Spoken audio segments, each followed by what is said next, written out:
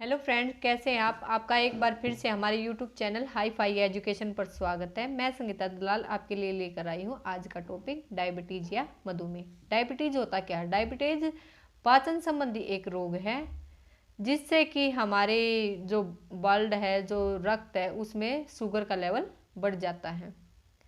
और इस रोग की जो प्रमुख समस्या है वह है कि शरीर की कोशिकाओं के द्वारा ग्लूकोज का उपयोग अच्छे से न कर पाना। इस रोग को समझने के लिए हम दो टाइप यूज कर सकते हैं। पहला हमारा है शुगर क्या है, और दूसरा हमारा है शरीर द्वारा इसके उपयोग में क्या गड़बड़ी हो जाती है।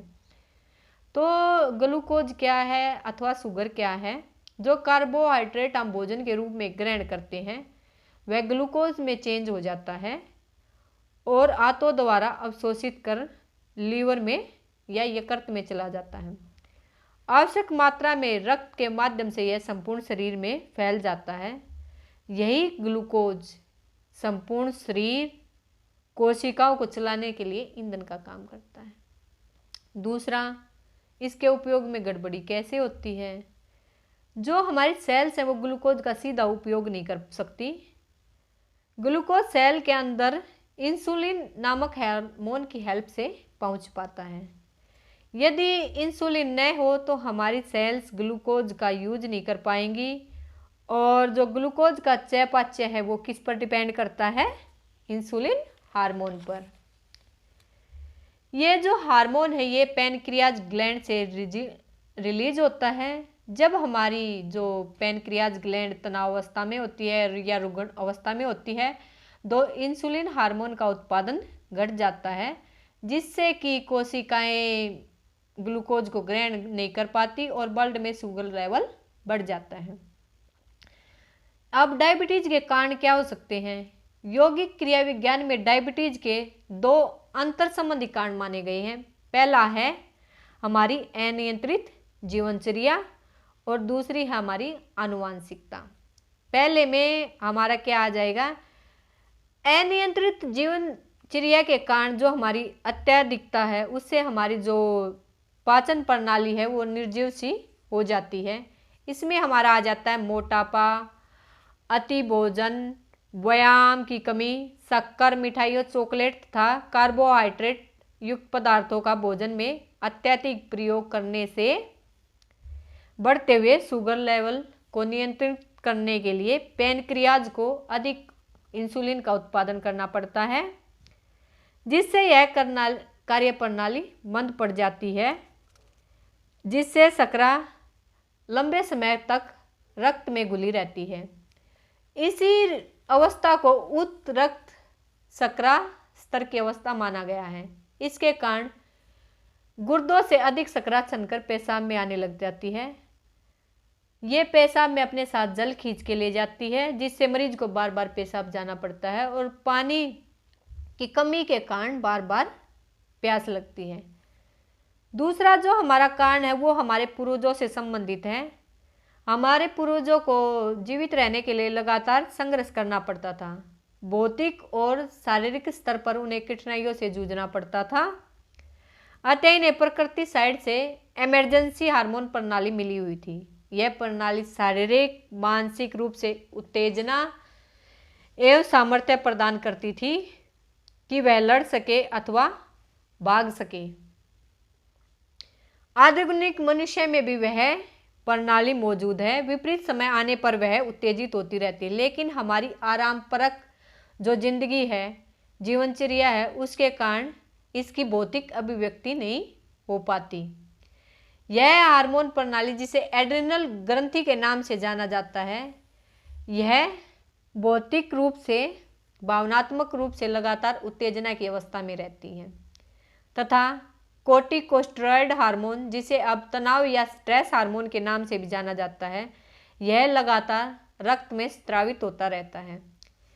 ये हमारे रक्त में जो है ग्लूकोज छोड़ने के लिए एक शक्तिशाली उत्प्रेरक का कार्य करता है। अब मधुमेह के कारण हमें क्या क्या खतरे हो सकते हैं? मधुमेह के कारण मरीज की रोग प्रतिरोधक क्षमता कमजोर पड़ जाती है, उसकी नज़र कमज़ोर हो जाती है या वो बिल्कुल अंधा हो जाता है। अगर उसे चोट लग जाती है तो उसके घाव जल्दी से नहीं भरते और जो उसकी चोट है उसमें रेशा बन जाता है जो लगातार रिश्ता रहता है।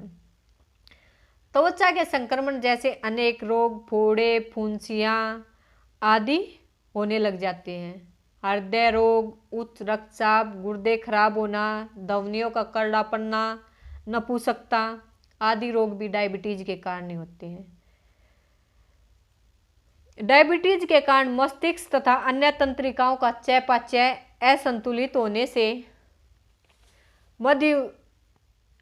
मधुमेह के रोगी को जो है बेहोशी के दौरे पड़ने लग जाते हैं और उसकी नसों में कमजोरी आना शुरू हो जाती है, अंग सुस्त पड़ने लग जाते हैं तथा लकवा इत्यादि की शिकायत हो जाती है। कभी कभी वसा अम्ल के चयापचय से रक्त में अम्लों की मात्रा अत्यधिक हो जाती है जिससे गहन बेहोशी या अनावश्यक मृत्यु होने का भी खतरा बना रहता है। मधुमेह के रोगी को बेहोशी आने का मुख्य कारण होता है औषधि के जो वह सेवन करता है या इंसुलिन की जो मात्रा लेने से रक्त में शुगर का लेवल कम हो जाता है। चूँकि मस्तिष्क की जो कोशिकाएं हैं ओनली ग्लूकोज का इस्तेमाल कर सकती हैं। यदि रक्त में ग्लूकोज की मात्रा कम हो जाए तो ब्रेन सेल्स काम करना बंद कर देती हैं जिसके फलस्वरूप व्यक्ति बेहोश हो जाता है।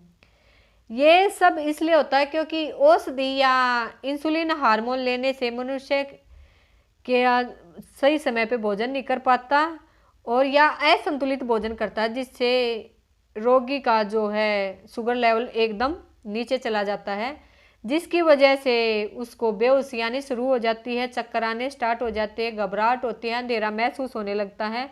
उसी समय डायबिटीज के जो पेशेंट है उसे मीठा शरबत या शक्कर का सेवन करना चाहिए ताकि इन विषम परिस्थितियों को वह टाल सके। अब हम पढ़ेंगे टाइप ऑफ डायबिटीज। पहली है बच्चों का डायबिटीज जिसे जुवेनाइल डायबिटीज के नाम से जाना जाता है और दूसरा टाइप हमारा है मैच्योरिटी ऑनसेट डायबिटीज जिसे प्रौढ़ावस्था का डायबिटीज कहा जाता है। बच्चों का डायबिटीज जिसे जुवेनाइल डायबिटीज कहते हैं वो क्यों होता है?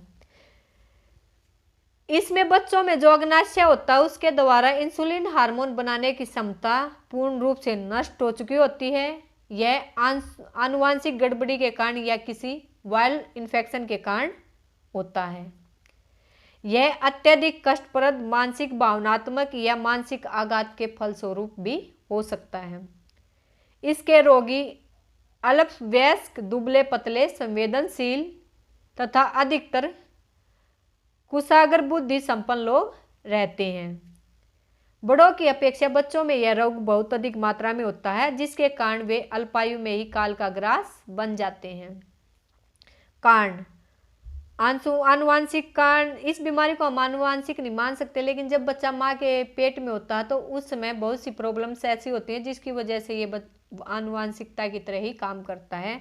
रासायनिक संतुलन हो सकता है, संक्रामक कारण होते हैं। पहला बच्चा जब पैदा होता है तभी वह कमज़ोर लीवर के साथ पैदा होता है। ये उसके बाद भ्रूण या शिशु के विकास के समय माँ को आवश्यक भोजन नहीं मिल पाता या माँ के रक्त के माध्यम से कोई विषाक्त पदार्थ, संक्रामक जीवाणु, औषधि या रसायन भ्रूण में पहुँच गया हो और उसके बाद शेषावस्था में या बाल्यावस्था में बच्चा अच्छा या उपयुक्त भोजन न कर पाए तो इस प्रकार ये बीमारी बच्चे को हो जाती है। आजकल भोजन की कमी नहीं है लेकिन फिर भी बच्चे को कार्बोहाइड्रेट युक्त, वसा युक्त, प्रोटीन युक्त भोजन अत्यधिक मात्रा में खिलाया जाता है जिससे कि हमारा जो इंसुलिन हार्मोन है या पैनक्रियाज ग्लैंड है उस पर बहुत अधिक इफेक्ट पड़ता है और बच्चे इस रोग से ग्रसित हो जाते हैं। उसके बाद है प्रौढ़ावस्था का मधुमेह। यह रोग विशेषकर उन्हें होता है जो तनावग्रस्त, मोटे, शारीरिक रूप से कम क्रियाशील हों तथा जिनके भोजन में शक्कर, स्टार्च युक्त तथा वसा युक्त पदार्थों की अधिकता हो।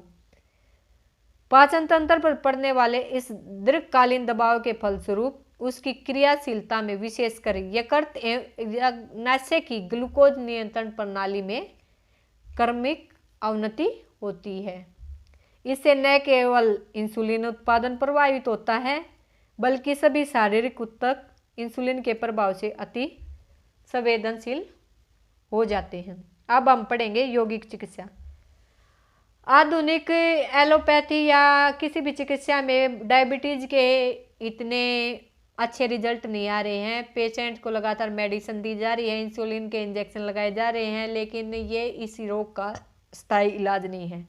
लेकिन यौगिक चिकित्सा के द्वारा हम काफ़ी हद तक इस रोग को कंट्रोल कर सकते हैं। तो किसी योग कुशल प्रशिक्षक के पास कम से कम डायबिटीज पेशेंट को 1 महीने रहना पड़ेगा, और जो कुशल प्रशिक्षक है वो उसके व्यायाम को, यौगिक व्यायाम को 4 भागों में बांटता है। पहले वीक वह उसे पवन मुक्तासन करवाता है और वज्रासन करवाता है। प्राणायाम में नाड़ी शोधन और भ्रामरी प्राणायाम करवाता है, और षटक्रम में उसे नेति करवाता है, और वह श्वासन में मरीज को लेटाकर उसके उदर श्वसन पर ध्यान करवाता है। सेकेंड वीक में वह पवन मुक्तासन, वज्रासन, समूह से जितने भी संबंधित आसन है वो सभी करवाता है। नाड़ी शोधन और भस्त्रिका प्राणायाम के 3 चक्कर 20 टाइम्स इनहेल 20 टाइम एक्सहेल करवाता है। षटक्रिया में वह फिर से नेति और कुंजल क्रिया करवाता है, और शीतलीकरण में वह योग निद्रा करवाता है। ध्यान में वह मणिपुर चक्कर पर ध्यान करवाता है, और एजपा जप लगातार करवाता है। उसमें गायत्री मंत्र का उच्चारण, ओम का उच्चारण, महामृत्युंजय मंत्र का उच्चारण, ये सब चीज़ें उसके अंदर आ जाती हैं। तीसरे वीक में सूर्य नमस्कार, वज्रासन, समूह के सभी आसन, प्राणायाम में नाड़ी शोधन प्राणायाम, जालंधर और मूलबंध के साथ, भस्त्रिका के 5 चक्कर, अंतरकुंभक और जालंधर बंध के साथ। षटक्रम में एक बार वह उसका पूर्ण संघ प्रसालन करवाता है मरीज का। तदुपरांत प्रतिदिन लघु संघ प्रसालन और नेति एवं कुंजल क्रिया साथ में करवाता रहता है। ध्यान में वह मणिपुर चक्कर पे ध्यान लगवाकर, क्योंकि यह पाचन संबंधी बीमारी होती है जो कि हमारे मणिपुर चक्कर से संबंधित होती है, तो एजपा जप करवाता है। 4th वीक में सूर्य नमस्कार के 12 चक्कर करवाता है। आसनों में सर्वांगासन, हलासन, मत्स्यासन, पिच्छमितोनासन, अर्ध मत्स्येंद्रासन, मयूरासन, भुजंगासन और गोमुखासन करवाता है। प्राणायाम में वह नाड़ी शोधन प्राणायाम महाबंध के साथ और भस्त्रिका, अंतरकुंभक और बहिर्कुंभक एवं महाबंध के साथ करवाता है। इसी के साथ शीतली और शीतकारी प्राणायाम भी करवाता है। षटक्रिया में नेति क्रिया, कुंजल और लघु संघ प्रसालन प्रतिदिन करवाता है। योग निद्रा करवाता है, और ध्यान हमारे मणिपुर चक्कर पे एजपा जप के साथ करवाता है। अन्य सुझाव, भोजन में हमें कार्बोहाइड्रेट कम मात्रा में लेना चाहिए। चावल, आलू और सभी मीठे पदार्थ बंद कर देने चाहिए। मसाले, तेल, दूध तथा दूध से बने पदार्थों का हमें त्याग कर देना चाहिए। चोकर युक्त जो आटे की रोटी खानी चाहिए। हरी पत्तेदार सब्जियां हल्की उबली हुई लेनी चाहिए, और उसी के साथ सलाद और एक आध फल भी लिया जा सकता है। प्रतिदिन खुली हवा में हल्का टहलना लाभदायक होता है, और अगर हमें इंसुलिन हार्मोन हमारा शरीर अपने आप बनाना शुरू कर दे तो हमें शुगर लेवल चेक करवाना चाहिए, और धीरे धीरे डॉक्टर की सलाह पर इंसुलिन हार्मोन की इंजेक्शन और मेडिसिन लेनी कम कर देनी चाहिए। प्लीज़ दोस्तों मेरे चैनल को लाइक कीजिए, शेयर कीजिए और सब्सक्राइब करना न भूलें। अगर कोई क्वेरीज हो तो कमेंट बॉक्स में कमेंट डालें ताकि मैं आपकी हेल्प कर सकूं। धन्यवाद।